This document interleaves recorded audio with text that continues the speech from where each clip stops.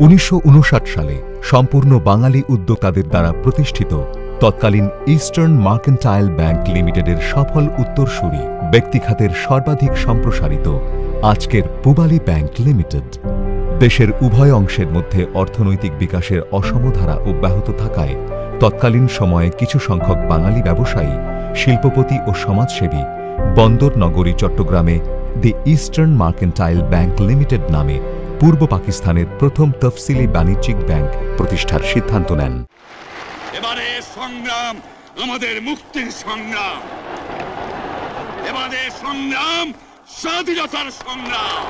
1971 সালে বাংলাদেশের মহান স্বাধীনতা যুদ্ধের সময় স্বাধীনতার প্রাণপুরুষ জাতির পিতা বঙ্গবন্ধু শেখ মুজিবুর রহমানের নির্দেশনায় দেশের ট্রেজারি ব্যাংকের দায়িত্ব পালন করে ইস্টার্ন মার্কেন্টাইল ব্যাংক। স্বাধীনতার পর 1972 সালের 26 মার্চ রাষ্ট্রপতি কর্তৃক এক আদেশ জারির মাধ্যমে বাংলাদেশের স্থানীয় সকল তফসিলি ব্যাংককে রাষ্ট্রীয়করণ করা হয়। বঙ্গবন্ধু ইস্টার্ন মার্কেন্টাইল ব্যাংকের নামকরণ করেন পূবালী ব্যাংক।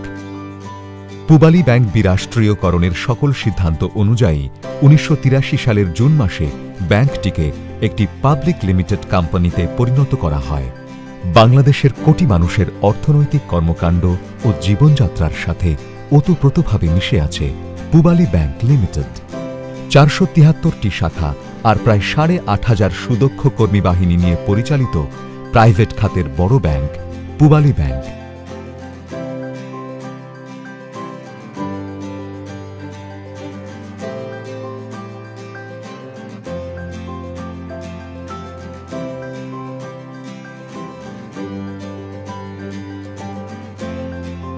ইসলামী শরিয়াহ মোতাবেক ব্যাংকিং সেবা প্রদানের লক্ষ্যে পূবালী ব্যাংক ইসলামী ব্যাংকিং উইন্ডোর মাধ্যমে সেবা পরিচালনা করছে।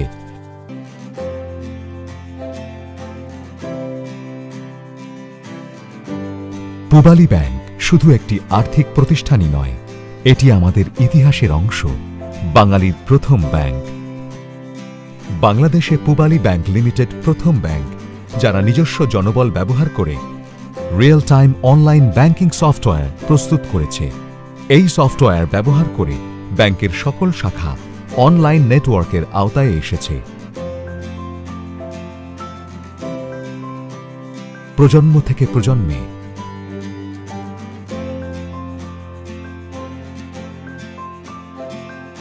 আপনার লক্ষ্য পূরণের সঙ্গী,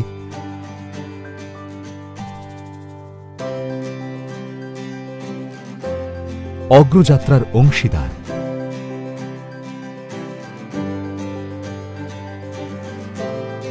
স্বপ্নযাত্রার সহযাত্রী হয়ে,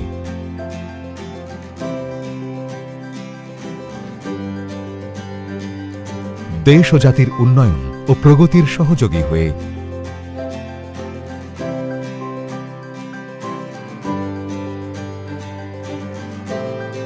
বাংলার সর্বস্তরের মানুষের কল্যাণে দেশের সর্ববৃহৎ private commercial bank Pubali bank limited আমার ব্যাংক। পূবালী ব্যাংক লিমিটেড আমাদের ব্যাংক। পূবালী ব্যাংক লিমিটেড গণমানুষের ব্যাংক।